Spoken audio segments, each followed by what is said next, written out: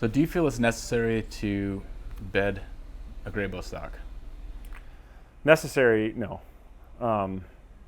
We have many examples, and many of our OEMs don't bed, and they have great results. I will say this though, I don't care how good a stock is made. I don't care how good a stock is made. It'll never fit an action perfectly because an action has some variance.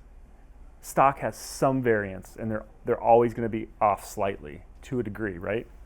So my point with saying that is that bedding matches those perfectly.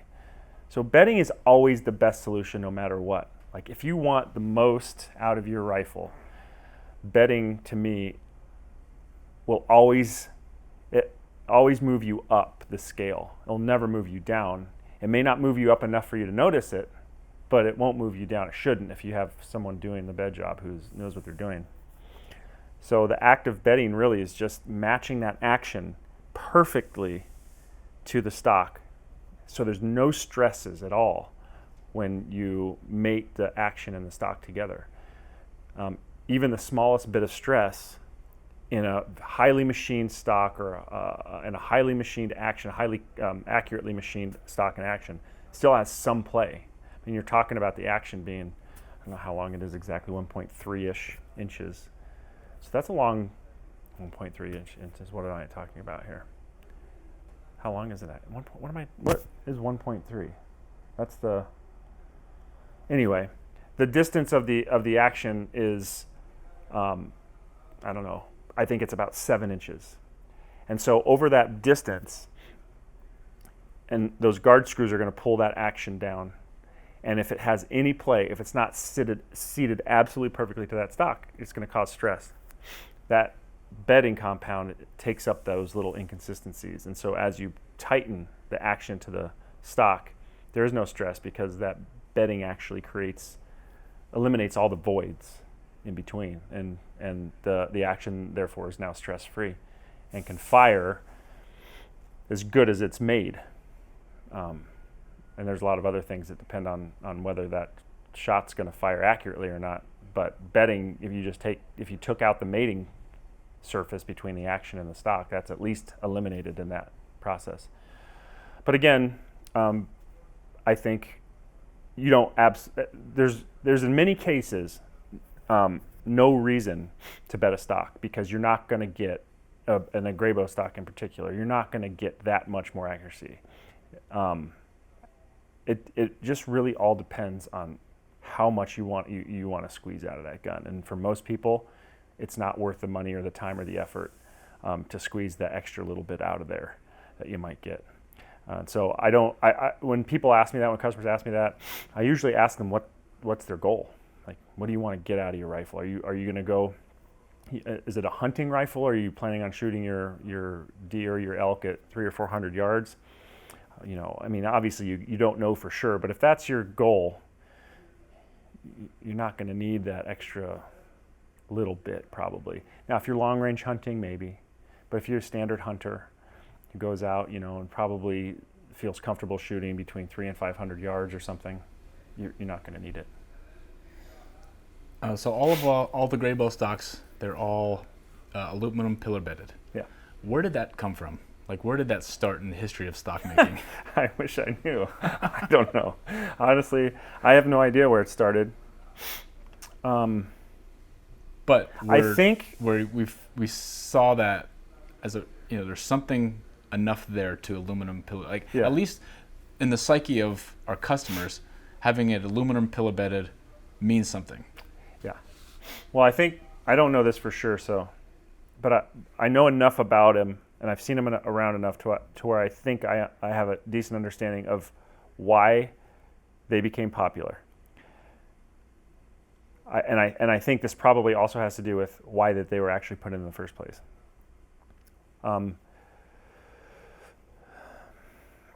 Today we see it in plastic stocks where the pillar sits well above the actual surface of the inlet of the stock.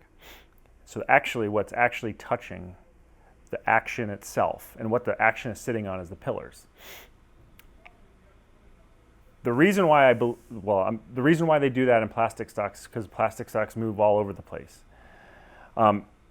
and you get a much more consistent fit if you actually put the action in and screw it into pillars, aluminum pillars, instead of into a plastic stock. Now, let me extrapolate that back and guess. Back in the day where they had wood moves too, right? Wood acts in some ways like plastic and moves under certain conditions. So it would make sense to me that maybe they started it back then, and because they realized like, hey, the stock is causing issues. It's touching the barrel in the front because it's moving under certain heat or weather conditions. So let's see if we can't prop it up a little bit with some aluminum pillars. Well, that traveled, I think, my guess is that traveled along because I think some company probably said, hey, we've got aluminum pillars. This is the newest thing. It's to help your rifle shoot better. And it sticks. It's the same thing with the aluminum bedding block. You get a powerful enough company who markets it well enough, and people think that that's how it has to be. And that's not necessarily the case. It's the same with aluminum bedding block. We still get today people asking, do you have aluminum bedding block? Because they think that's the best. And it's like, well, you really have to understand what aluminum bedding block does for you versus what other alternatives do for you to determine whether it's the best. In some cases it's better, and in some cases it's not better. And so that's our job as stock makers and rifle manufacturers to kind of help educate the consumer that it's not just because you say it's aluminum bedded or pillar bedded doesn't really necessarily mean that it's any better or worse.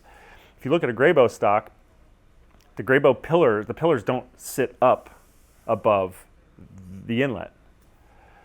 Really, the pillars are only there. So like if someone really torques down their guard screw, it just doesn't crush the material, because composite material can crush. Aluminum has a stronger strength of crush strength. And quite honestly, we do it because we're kind of a victim of our own inability to get the message out there. We do it because people always ask for it, but it's not necessarily always necessary in how we do things and how we make our stocks. Does it hurt? No, absolutely not. It doesn't hurt. It doesn't really cost us a whole lot of extra money to build it that way.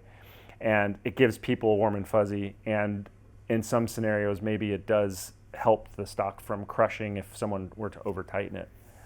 But I think the aluminum pillars and even the aluminum bedding block, and aluminum pillars even more so than anything else, are just kind of they are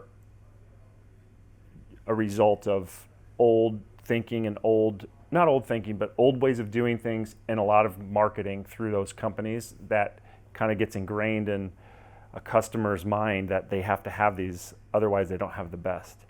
And to a degree, the same with the aluminum bedding block. So our stocks are homogeneous to the entire cross section. Yeah. It's the same material front to back. Would having like an aluminum bedding block allow